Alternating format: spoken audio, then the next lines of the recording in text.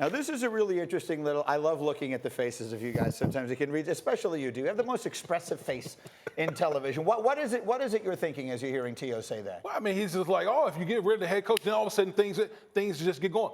Listen, I've been a part of a head coach getting fired during the season, and trust me, it is like all hell breaks loose. It is not the ideal thing, and I guarantee the Dallas Cowboys is 3-3. The NFC East is wide open right now. Why would you even have the thought of, oh, let's just move on from the head coach? It's ridiculous. Look at Graziano's face. Go ahead. He's in first place. How often do you fire a coach while he is in first place? I get it. He's been there forever. They haven't won enough playoff games. They haven't won the Super Bowl, et cetera, et cetera. But to base it on a clip where they're not high-fiving them as they come off the field.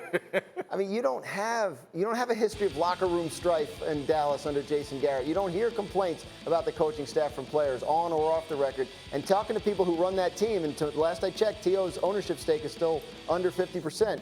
People who own that team, they say they're watching the last two games. Obviously, they've come back and they've fought hard. They feel like they play for Garrett. So at this point, he's going to have to make the playoffs and do something there. But he's not going to get fired. He's going to have to do more than make the playoffs to me, gentlemen, because you look at the only other coaches who are more long tenured than Jason Garrett: Tomlin, Pete Carroll, Harbaugh, Belichick, Sean Payton. They all have been to the Super Bowl and won a Super Bowl. Those are the only other coaches as long tenured. So winning games is great and all, but not if you're Jason Garrett and not if you're the Dallas Cowboys. I got to see more. Especially not this year, Graziano. Right. You know Jerry Jones paid Zeke Elliott when he didn't have to. Absolutely right. Because this is a Super Bowl. They have the highest expectations for this year's team, and if it doesn't work out, I do believe it's a significant possibility they make a change in the offseason. But this is a unique situation. This isn't like those other situations. This is a team where the owner stands in the middle of the locker room and talks to the media after every single game, and you have to make a choice whether you want to go to the head coach's press conference or listen to Jerry. And guess what choice you make?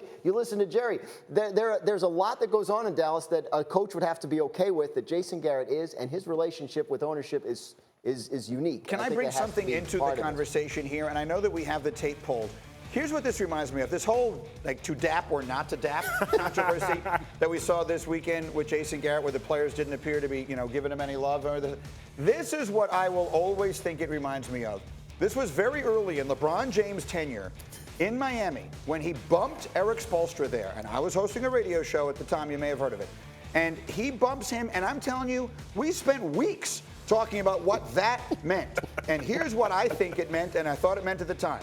That was LeBron James' nonverbal way of saying to Pat Riley, this guy isn't my coach. I don't want him to be my coach. I want a different coach. And you know what Pat Riley said? Pat Riley said, that coach is going to be here longer than you are. And lo and behold, LeBron James is on his third team since then, and Eric Spoelstra is still the coach. When you allow your coach to be in the final year of his contract, which never happens in sports, and Jerry is doing it here, albeit for the second time. Exactly. But you allow that to happen, then you invite this kind of conversation. People are looking over the coach's shoulder directly at the owner. Jerry doesn't care. The more conversation about the Dallas Cowboys, the better. He's on record about that, so that's fine with him. They know they're under the microscope no matter what, but he loves Jason Garrett. He has always wanted Jason Garrett to thrive and be a successful head coach.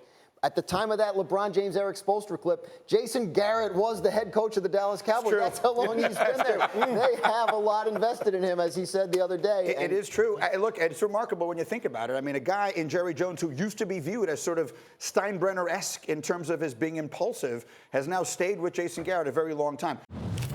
Thank you for watching ESPN on YouTube. For more sports and analysis, download the ESPN app, and for live streaming sports and premium content, subscribe to ESPN Plus.